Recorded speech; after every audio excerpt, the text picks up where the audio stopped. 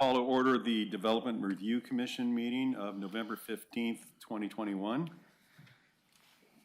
Kat, could you call the order, please? Shear. Here. Arthur. Here. Seitlin. Present. Berardi. Here.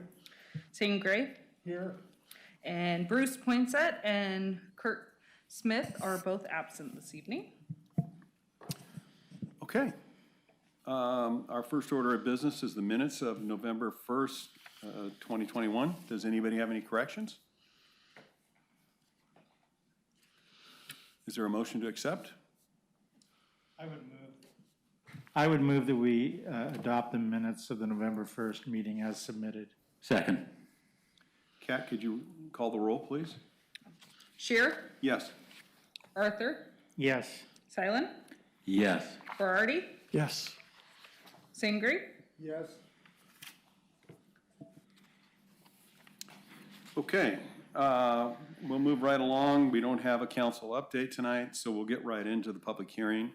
Our public hearing is for LU 210042, a request for a development review permit to add 2 new apartment buildings in addition to the covered patio by the pool and revisions to the landscaping.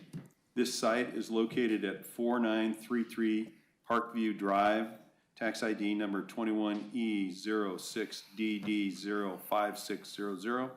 The staff coordinator is Joanna Hasty, senior planner. Thank you, Mr. Chairman. I'll go over the hearing procedures. Thank you, Evan. This land use request is to be considered based upon the applicable criteria and standards. The staff report lists the criteria and standards that staff has identified as applicable. It was available online and from the planning department. Testimony and evidence must be directed towards the applicable criteria.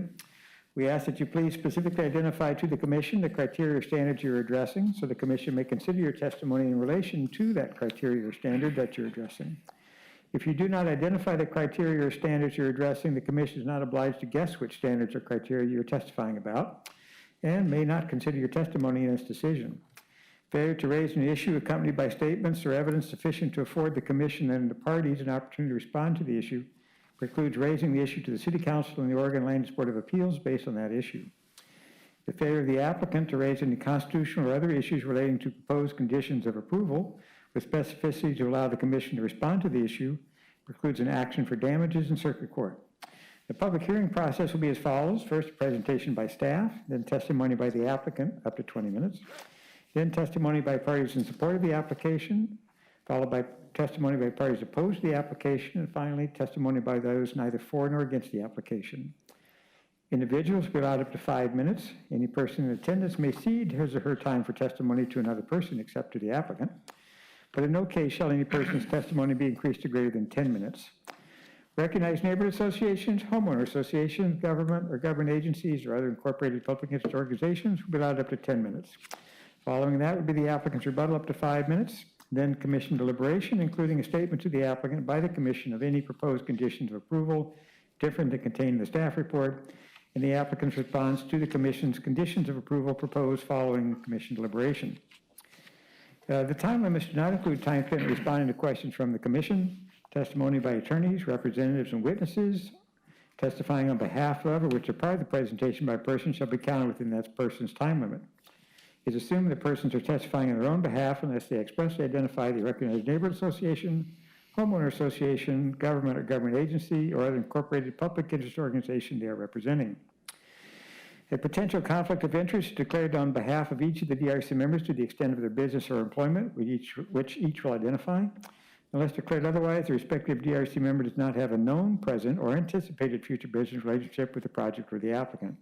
It is possible that a future business relationship could arise in the initiation, design, construction, or maintenance of the project through either the employment or business of the DRC member personally, or through relatives as defined in ORS 244-020. At this point, I would ask the commission members to please declare if you've had any ex parte contacts, including a site visit, if you have any bias on the application, any financial conflicts of interest, and please state your business or employment, Mr. Berardi. My name is Craig Berardi, financial consultant. Hi, my name is Craig Berardi. I'm a financial consultant. I have not visited the site. I have no ex parte contacts, no bias, and no financial conflicts of interest. Good evening. I'm Randy Arthur. I'm a civil litigation attorney with the law firm of Bullivan Bailey, PC. I have no disqualifying bias, no financial interest. I've not made a site visit. I've had no ex parte contacts, and I'm prepared to listen to the hearing. My name is Jeff Shearer. I'm a retired contractor. I did not make a specific site visit, although we have friends in the area and I've been by it many times. I've had no ex parte contacts. I have no bias and no conflicts of interest. My name is Dwight Sangre. I'm an engineer, retired. I'm very familiar with the site, having walked past it and driven past it many times. I have not visited the site. I have no ex parte relationship with the site and feel that I'm completely free of any financial or other bias. My name is Mark Silent. I'm a local business owner and I'm in the employ of the Intel Corporation. I've had no ex parte contacts. I've not done a site visit. I have no financial conflicts of interest. Thank you. Is there any challenge to Commissioner's right to consider the application? Hearing none, Senior Planner Joanna Hasty with the report. Thank you, Mr. Boone. Good evening, Chair Scherer and the members of the Commission. My name is Johanna Hasty. As noted, I'm a senior planner with the Planning and Building Services. I am here tonight to present LU 21-0042. I do have two exhibits to add to the record, both comments in opposition, exhibits G200 and G201.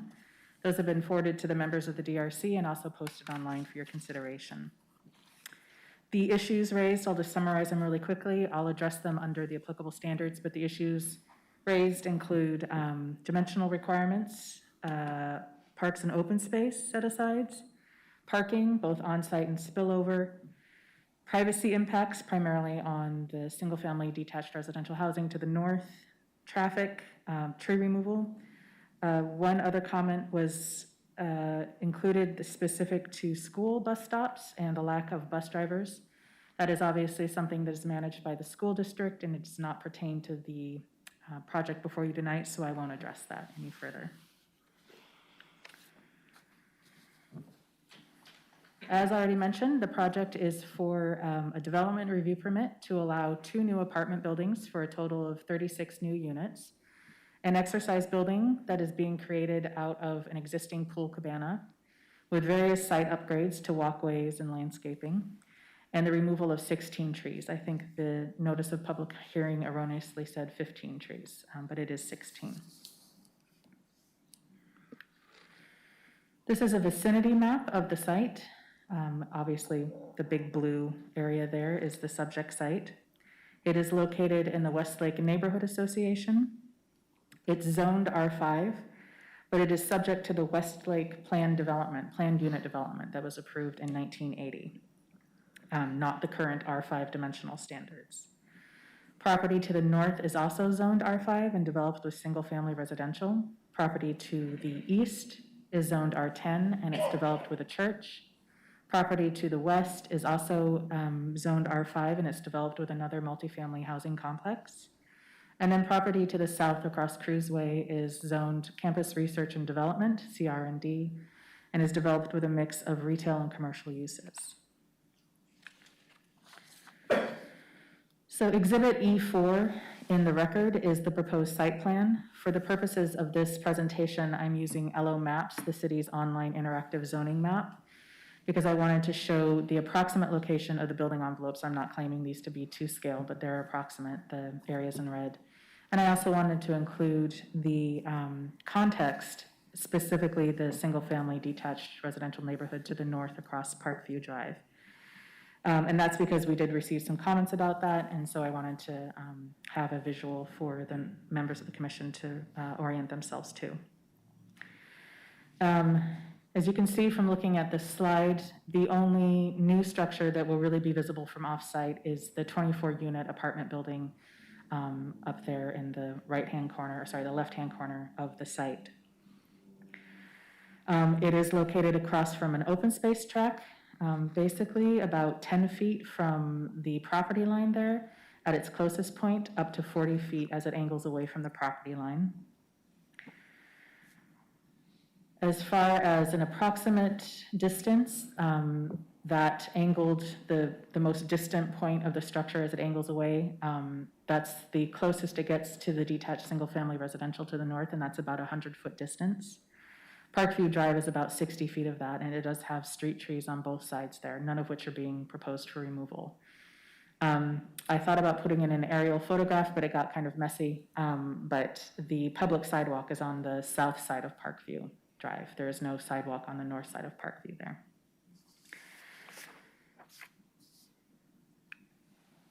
So again, this site is subject to the Westlake PUD zone dimensional standards, the R5 zone dimensional standards. This particular site was approved in 1991, DR 15-91, and there's been some modifications to it over the years. But basically, the Westlake R5 PUD standards require a maximum lot coverage of 50%, and what's proposed is 29.8. The setbacks have along the street frontage or any property line that's has frontage on a street is a 10-foot setback. What's proposed there, obviously for the structures in the center of the site more than meets any of the underlying setbacks there, but for that closest point for that building on the north side of the site, it's 10 feet from the property line at its closest point, and like I said, up to 40 feet as it angles away from it. The maximum height for the site is 45 feet. What's proposed for the two new buildings is 42.5 feet. So staff did find that the dimensional standards were met. There was some comments that brought up issues that are not applicable to the standard, but I thought were important enough to spend a little bit of time on. One in particular was a comment in opposition in Exhibit G201 that said the proposal is against the recent LO initiative to build more duplexes and townhomes or townhouses. Now, there wasn't a specific reference to House Bill 2001, but I believe that's what the commenter was referring to. So I just wanted to address that really quickly, in that House Bill 2001 is a statewide House bill regarding middle housing, necessary middle housing. No code regulations have been adopted or revised as a part of House Bill 2001. That's still in the initial policy phase. In any case, the site is zoned R5, which is one of the most permissive zoning districts for types of housing within the city. So every single type of housing is allowed, from detached single family all the way up to multifamily. So duplexes and townhomes are already allowed, but they're not required. But again, just because I can see Mr. Boone twitching over there, House Bill 2001 does not apply to this project, even now. So just wanted to unpack that and make sure that that was clear. So the first development standard I want to spend a little bit of time in, again, because there were comments in opposition. Design and massing, as it applies to a multifamily residential development. This type of development does not have to be complementary or to mimic single-family detached homes. The standard requires that a proposal be similar to I don't want to say like properties, because that's a different part of the code. It's not actually there in the code anymore. Sorry, Mr. Boone. It's supposed to be complementary to similar structures of good design. And that does not include detached single family, obviously in this case. It would include multifamily, which there is a complex next door. But more importantly, the standard also regulates new structures on it and how it is complementary to those structures that are to remain. So the most important part of the standard and how it applies, and what I reviewed, was how the proposal was complementary to the existing apartment structures within the complex. And overall, the proposal does match the architectural style, the roof forms with the intricate low-pitch tipped roof forms, the exterior cladding materials, the colors. And this is all outlined in the applicant's materials. Staff did find that building design standard complementary to existing structures that are to remain on the site, that was met. The next part of that is obviously massing, and again, there was concerns raised about the 3-story massing. All of the remaining structures on this site are 2 stories, but again, what's allowed on the zone is a 45-foot height, regardless of stories. A 45-foot height is the maximum limit, and they do comply with that. And complementary is complementary with an E, which again does not mean mimicking or matching. And because of the wall plane articulation, the use of insets there with the decks, the changes in cladding materials, with the upper stories being a light painted color, and then the hipped roof forms, again, staff found that the proposal is complementary to the existing structures to remain on the site with regards to massing as well. They're also using similar design elements like the handrails, fenestration, which includes the window patterns and door patterns. The gym with the enclosed pool cabana doesn't really change much with regards to how it will appear.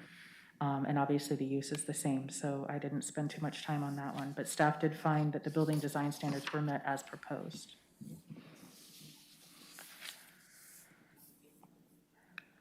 So moving on to the development standards, sorry for the slide without any images, but there were some comments here that I also have to unpack. Required parking for this site, again, was set with the Westlake PUD in 1980. And the current parking standards allow a range of minimum parking depending on the number of bedrooms in each unit. For this particular complex, they went with a maximum requirement regardless of the number of units. So there's 1.5 parking spaces required for every single residential unit, regardless of the number of bedrooms. So with these 36 new units, 582 parking spaces are required. Existing on the site are 693 parking spaces. So the existing parking more than meets the minimum requirement as set by the PUD. There was a comment about the spillover parking on local streets. I did talk to the city's traffic engineer, and we determined that on-street parking is not allowed on Parkview, so I'm assuming that the comment was directed to the other local streets in the area, which on some allow parking on one side, some allow parking on both sides. But again, spillover on-street parking is not something that the code regulates as long as there isn't any blockage for fire access or emergency access of any sort. It's not something that we enforce. So public parking on public streets is an allowed action, not subject to any sort of review with this project. The transit standard is also met with the existing internal walkways and also with the applicant's proposal to build new walkways that then connect to the public sidewalks along both of the frontages on Parkview and on Cruise Way. Cruise Way has the bus stop, and so again, the internal walkways will allow residents to access that bus stop. For open space and landscaping, the set aside is 40% between the two of them. The applicant is maintaining 42.5% on the site, and I'm going to go into a little bit more detail on that one in just a moment. The city's stormwater consultant found that it was feasible to manage stormwater on site. The applicant submitted a traffic study which analyzed traffic patterns and crashes and impacts from the new trips. Approximately 196 daily trips with 13 a.m. peak trips and 16 p.m. peak trips are anticipated with the 36 new units. In consultation with the city's traffic engineer and engineering department, staff found that some minimal right-of-way improvements were required with this. It was all focused mainly on ADA ramps on the driveway intersections and also maintaining sight lines at those same intersections to make sure that they were safe. We did get a comment in opposition about speeding and crashes. Yes, Chair.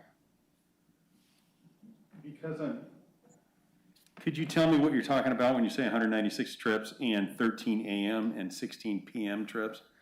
So the 36 new units on their own, this applicant's traffic engineer found that they will generate 196 daily trips, meaning the new residents will add 196 daily trips to the street system, to the traffic system. Got that. And then they also measure PM or peak trips, meaning kind of in the morning, generally speaking, weekday mornings, and in the afternoons, when people are leaving to go to work and when people are coming home from work.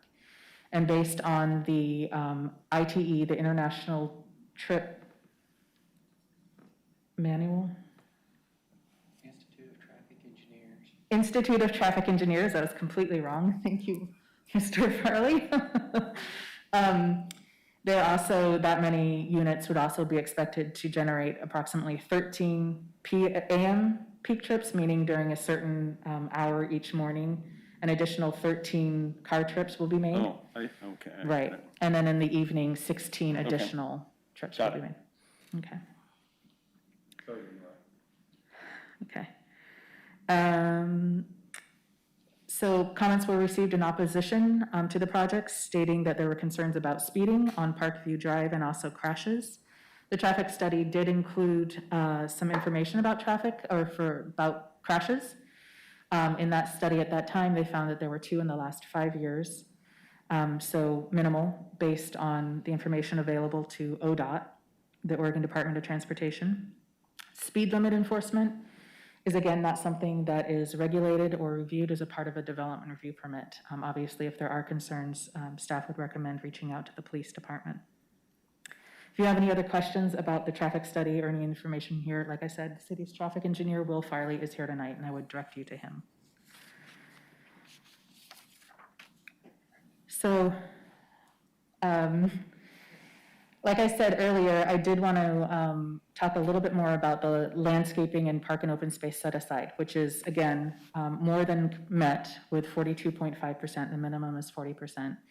This slide is from the applicant, and the areas in green and blue here show where that set aside is provided on the site. The area on the west side of the property, this is a sensitive lands area. There's no change or impact in that area. But we did receive a comment that talked about losing the green space along Parkview Drive, and it also referenced the LO initiative about protecting parks and natural areas. So again, some stuff to unpack there. The area of development, and again, I'm assuming because they were referencing a green space along Parkview Drive, I'm assuming that they're talking about this place where the new structure is. That is private property. It's an open space area on private property. It's not a public park. It's not sensitive lands. It's not an open space track. It's a yard on private property. And again, there's no signage, there's no fence, and I can see over the years how anyone walking by the site would perceive it as possibly a pocket park open to and available to public use. But again, it is private property. And again, I'm not quite sure if this is correct, but I assume that the applicant was talking about the Love LO Parks initiative that was recently passed by voters. That only applies to publicly owned parks and natural area, not to private property yards.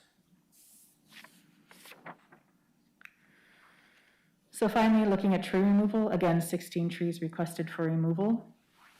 I don't want to spend too much time on them, simply because my finding in my staff report was that there wasn't a significant impact and all the criteria were met. 12 of the 16 trees are less than 15 inches in diameter. The area of removal and construction is generally flat, so there's not any impact to slopes or water flow. The trees that are being removed do not act as windbreaks, as they're mostly open grown and smaller landscaping trees. That also means that there are no significant impacts on the neighborhood character or treed skyline, simply because, again, these are smaller trees scattered throughout the site that don't contribute to the treed skyline and aren't significant to the neighborhood. Mitigation is a minimum of 16 trees in that case, 4 of which have to be native. The applicant's landscape plan does show 16 trees, all of which are native, and a mix of conifers and deciduous trees. So with that, I am recommending approval as conditioned in the staff report, no changes based on the testimony received thus far. And I'm happy to answer any questions that the commission might have. Thank you, Joanna. Commissioners, are there any questions for Joanna? Craig? Yep. Let's go back to the parking, which will, I mean, if you want to direct it to him. Conflicting is that obviously they meet the standard, but then it sounded like we're talking about overflow already exists. Is that what I heard, or? That may be anecdotal references to that, but that's not something that I looked at or reviewed because it's not an applicable standard that we regulate. Did we observe any of that, or is it just, we just went by the standard and that's it? As required by code, I just looked at minimum on-site required parking and whether or not the proposal complied. And it has more than 100 parking spaces than required by code, so I found that it was met. Okay, so if there's overflow, it could potentially get worse even though we've met the standard. It could be, but again, I'm not comfortable talking about an issue that is not relevant to the code. Okay. Randy? Thank you, Chair. I had a question of staff. Senior Planner Hasty mentioned that the notice of public hearing described the application as requesting removal of 15 trees when in fact 16 trees are being removed as part of the application. I just had a question whether that matters, that the notice didn't accurately state the number of trees being removed. How defective does the notice have to be before it's not appropriate notice of the meeting? Maybe Attorney Boone could comment on that. So I just also want to point out that the notice of public hearing included a tree removal plan where all 16 trees were marked. Did the agenda, but also the notices here, both of them. Is that right? I'm sorry. Both the notice of the public hearing. Turn your mic on. Both the agenda, but also the notice of public hearing said 15? Yes, I believe so. Okay, but if they investigate, it's within it.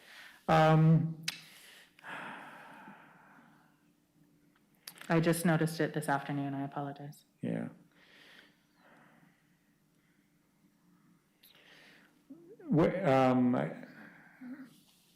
Can you bring up the tree removal plan to see where if those trees are grouped together? I think that might. So this is the building that's up close to Parkview, Okay. and then these are the buildings that are in the center of the site. This is the gym, which exists, the pool cabana exists, but it's being enclosed. And this is the new apartment structure for 12 units. Okay, I think when the commission is looking at the question, it's going to be whether there was a procedural irregularity that affected was to the substantial prejudice of the parties. In other words, substantial prejudice would be that they did not have an opportunity to appreciate the scope of the application. And so 15 or 16 trees, and would at least raise the question as to, the number of trees being removed. When they look at the tree removal plan, they would see the 16 then listed. I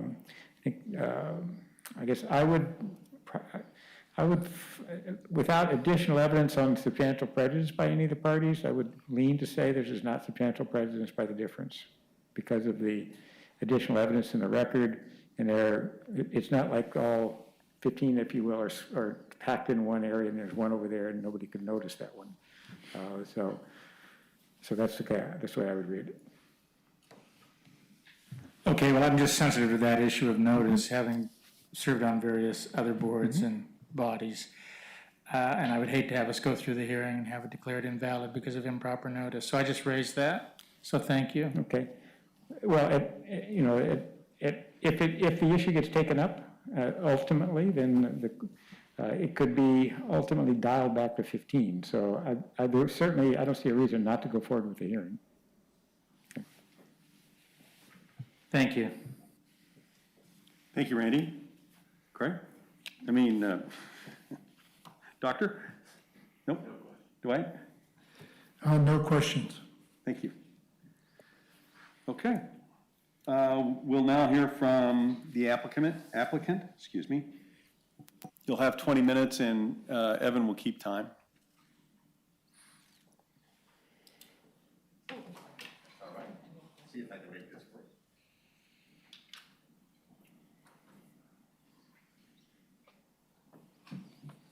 Is there something I need to do to bring the images up? Oh, here they come.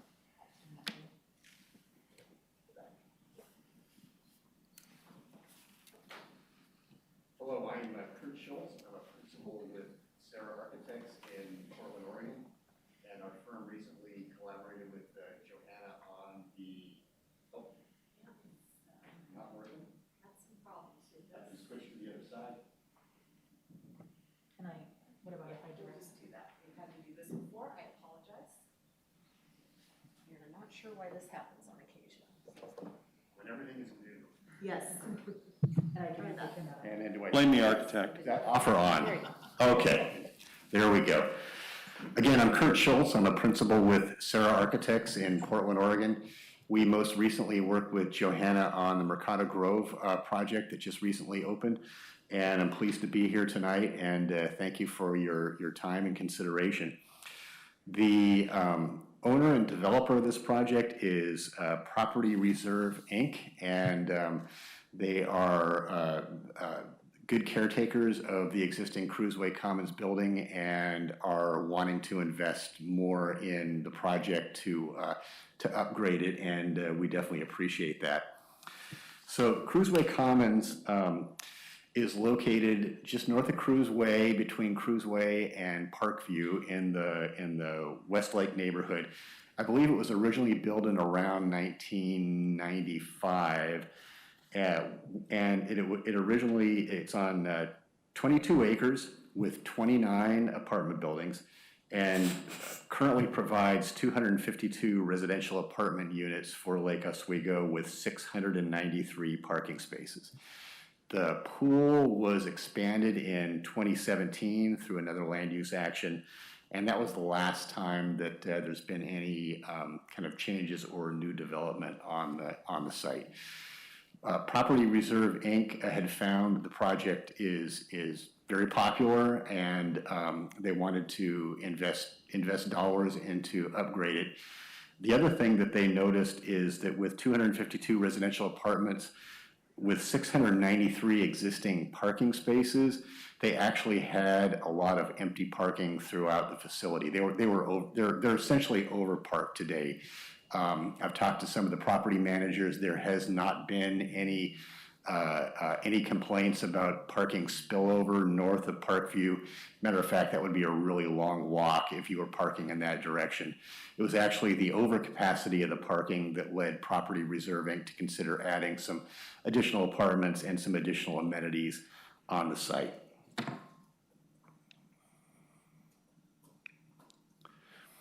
So this is a site plan of the 22-acre Cruiseway Commons site.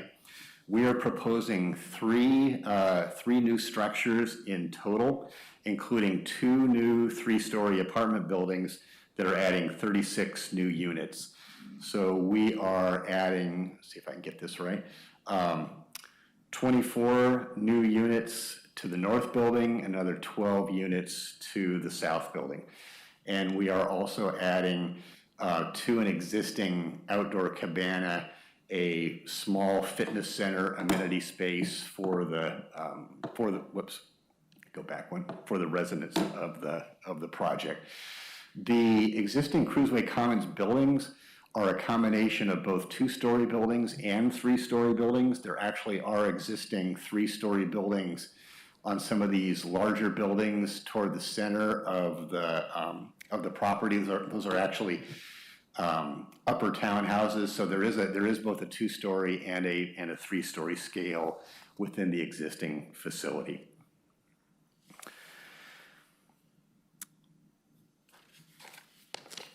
So as the current project is what we would call very well parked at a ratio of 1.96 stalls per unit, now and 1.5 stalls per unit is the code. With the addition of 36 units, our parking ratio is going to be about 1.78 stalls per unit, which is still significantly over the code minimum. And the parking analysis shows that is going to be absorbed very easily on the property. Chris Bramer of Kittleson, our traffic engineer, is here to answer any questions that you may have about traffic.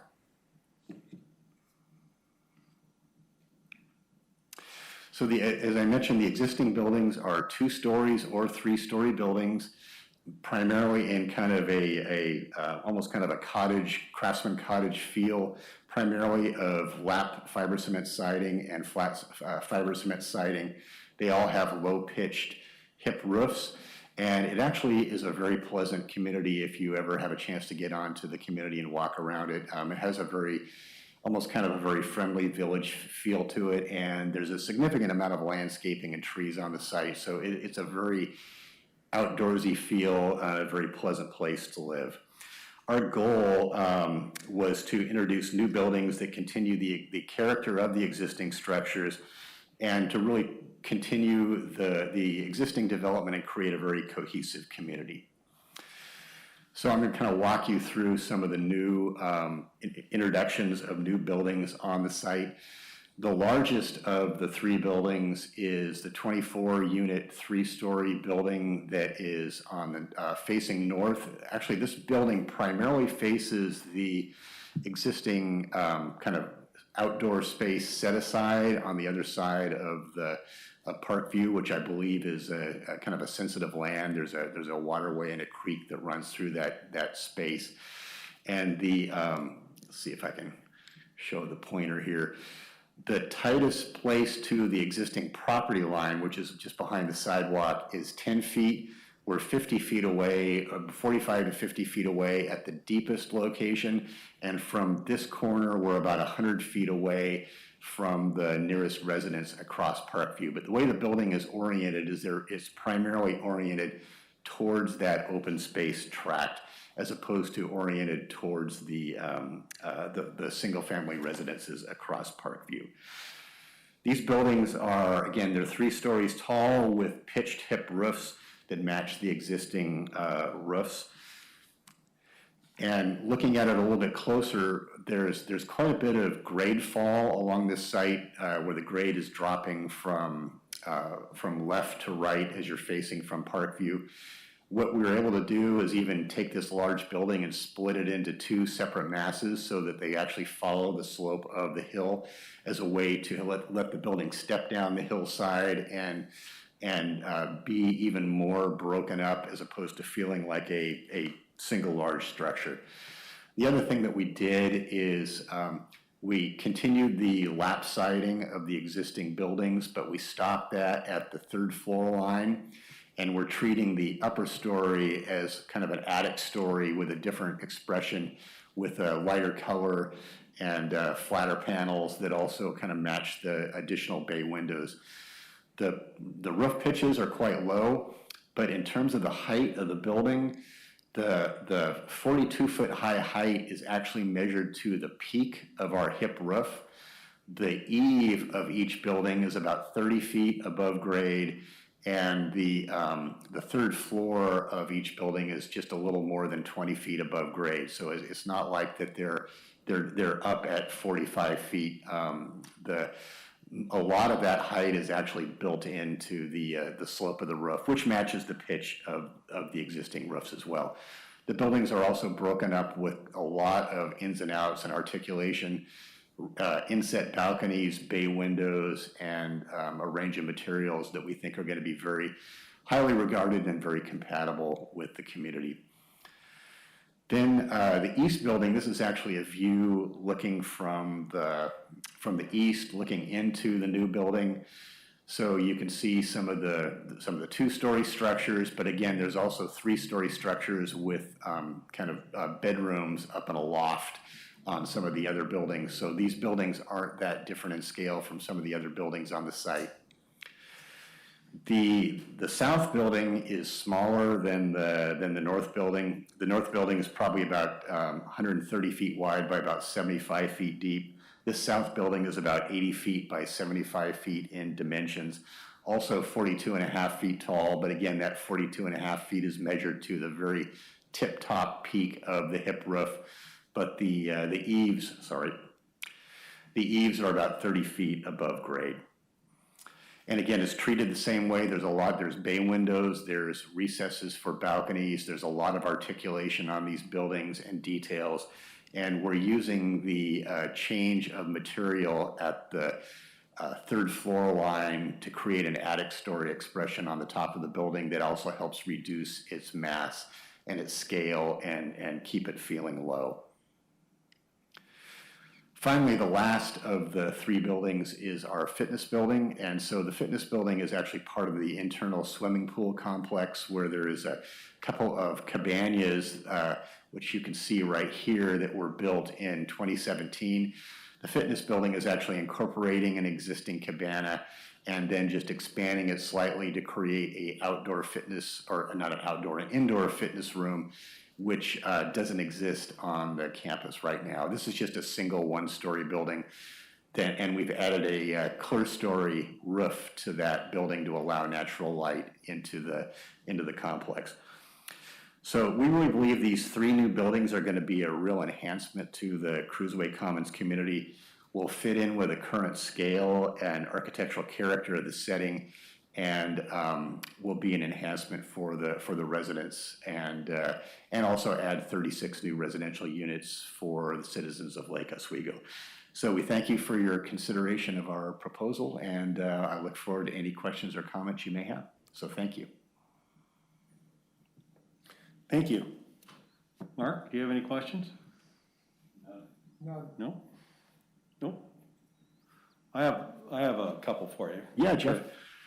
I read the stormwater report, and I'm sure it's all fine, as long as the existing stormwater system's working. And I thought I should ask that question. Yes, it is, but if you have specific questions about the stormwater system, I've got Christian McCombs from Humber Design Group who could answer any specific questions. Since I'm just the dumb architect, I'm not going to be able to get too specific about it, but it has been working just fine. Okay, I just wanted to make sure it wasn't overburdened, and then you, okay, that was my Look at question. Christian and see if she's nodding her head. That's correct. Yeah. It's definitely Okay. oversized. Yep, she says it's oversized. And this is just kind of tailing in some of the public comment and what Craig mentioned earlier. So is the parking within, I mean, it's overparked. Yes. But is the parking, you pay extra to park, or is it rationed by unit? No, the parking, I believe the parking is not even reserved, is it, Philip? There's open parking, and then the covered parking, the carports, there is a charge. Yeah, so I'm gonna go back to the, whoops. I guess Back my to the point is site that plan. there's adequate opportunity for the people that live there to use the parking that's provided. Yes. Okay. And more so. Okay. For the record, the gentleman, not on mic, so he couldn't hear the people watching there. So could you repeat the answer there? I think it was basically common available parking. Yes, it's common available parking everywhere on site with the exception of some covered carports, which are reserved. If you want to be able to park under a canopy. So there is a few open carports in strategic locations around the site, but the majority of the parking is not under carports and is open to the sky. Thank you. And that's all free open parking. That's all I have. Anybody else? Yeah, one other question. Can you comment on this, the covered car wash bike repair area? What does that entail? Yeah, essentially that's just kind of an open carport area where residents can come up and there'll be a kind of a wash machine and a vacuum there. And there's also some tools for bike repair under that same canopy cover. So it's not new construction, it's just changing an already existing covered parking space? I believe that is new construction. Yes, it is new. It is a new. It's an existing car. Oh, it is an existing. I'm sorry. I was mistaken. It is an existing carport that is being repurposed. Thank you. My apologies. Any other questions for the applicant? Thank you very much. Thank you for your time. I appreciate it. Next, we'll go to, I only have one slip. If there's people here that want to speak, we would first like to hear from those in favor of the project. Seeing none, we will go to those in opposition to the project. I just have one. Shaw, are you here? Come on up.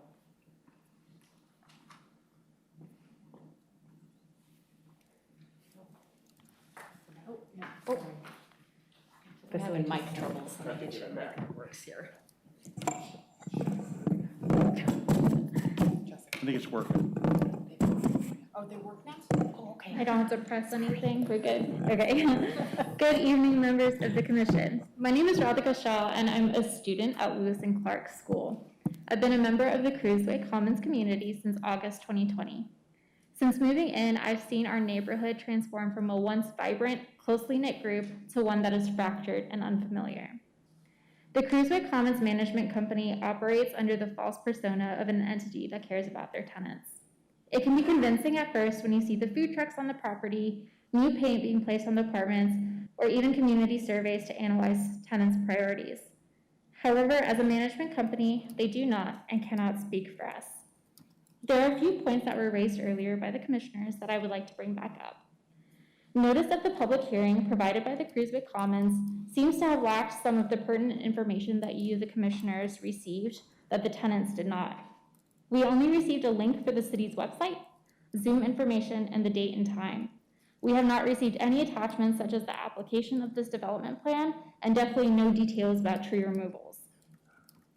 Regarding the parking, again, I would like to know how many of the 693 covered parking or spots are currently covered, because many of the residents are not comfortable paying an extra $35 a month for one spot just because there are none others available.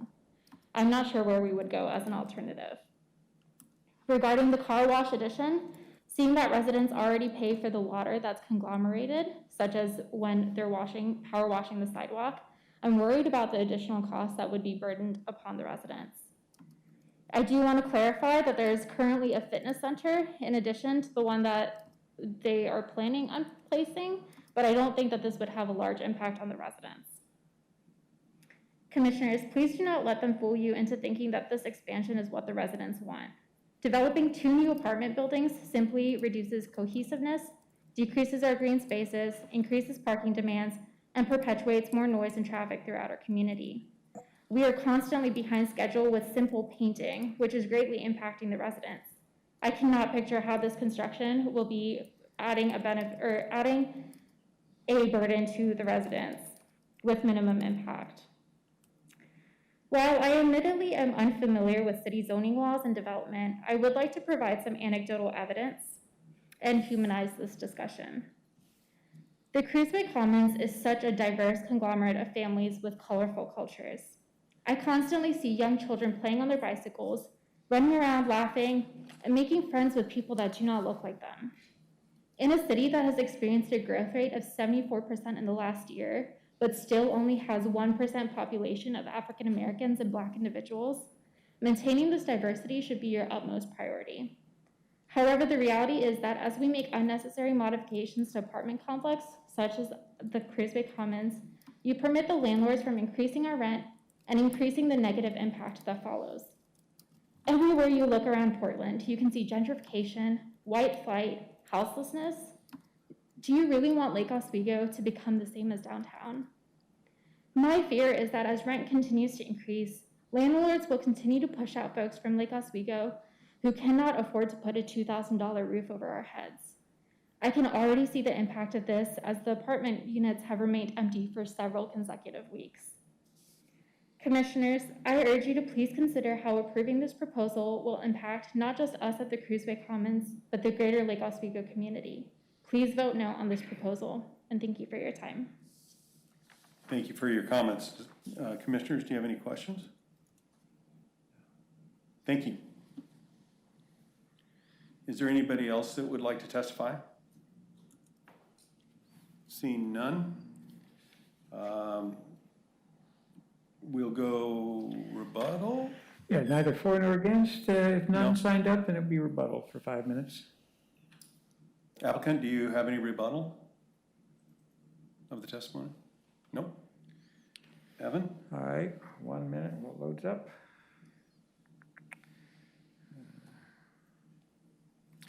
Prior to closing a public hearing, any person may request an opportunity to present additional evidence.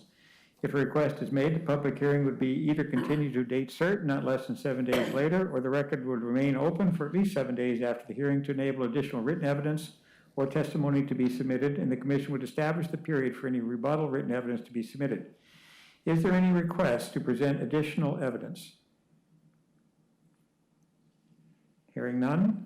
Unless waived by the applicant, the commission will allow the applicant at least 7 days after the record is closed, all of the parties to submit final written argument in support of the application.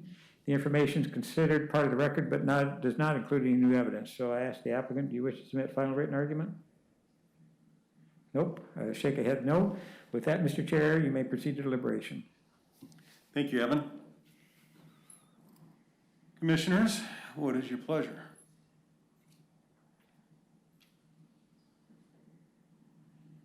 Mark, do you have any Craig? Do you have any comments? Yeah, I'll just, kind of surprised that there was no rebuttal, because there were some accusations there that were conflicting on the upkeep, but that's not our role. Our role is looking at the codes and making sure that the city is managing the project with the codes that are in place today.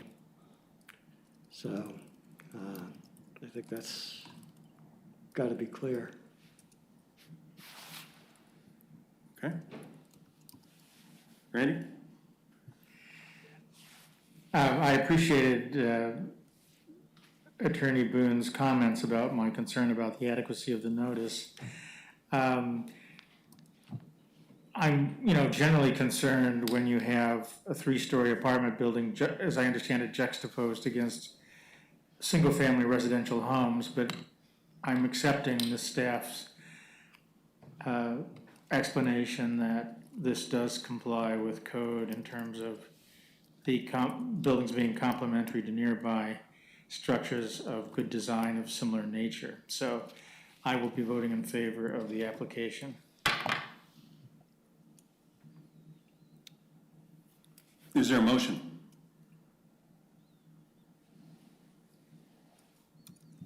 Yeah, I'll make a motion. Make a motion to approve as indicated by city staff's findings, approved city staff findings for LU 21-0042, is that right? Is there a second? Second. Thank you. Kat, could you poll the commission?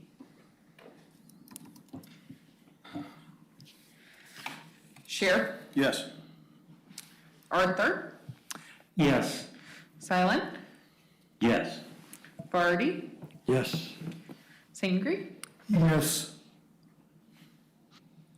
Thank you. The motion passes. All right, this is a tentative decision by the commission with written findings brought back to the commission on Monday, December 6th At this point, we do not have any other items scheduled for December 6th, so if the commission wishes to meet earlier at 6 p.m., for instance, you've done in the past, you'd be able to do that. We also can have commissioners participate via Zoom if you like, because that would be the only item on the agenda that evening. What's your pleasure, guys? You want to come or you want to Zoom? Does anybody have? I think a Zoom meeting is fine. I'm reluctant to change the timing of the meeting because that creates confusion, I think. Zoom work for you guys? Yes. 6 p.m. and Zoom would be fine, but I leave both to your discretion, Mr. Chair. Thank you. Craig, do you have any pleasures there? I heard that one before. But, I'm open. Six and Zoom is fine. Can you do 6? Yes, I can, if we have a quorum. Okay, let's do 6 and Zoom. Okay, and we do not have at this point any other items scheduled for December. That can always change, and I will certainly keep you updated, but as of right now, no items scheduled in December. You'll send us a notice for the 6th? Yes, that's correct. Okay. Well, if we don't have anything else, then happy holidays. We're adjourned. Thank you, Commissioner.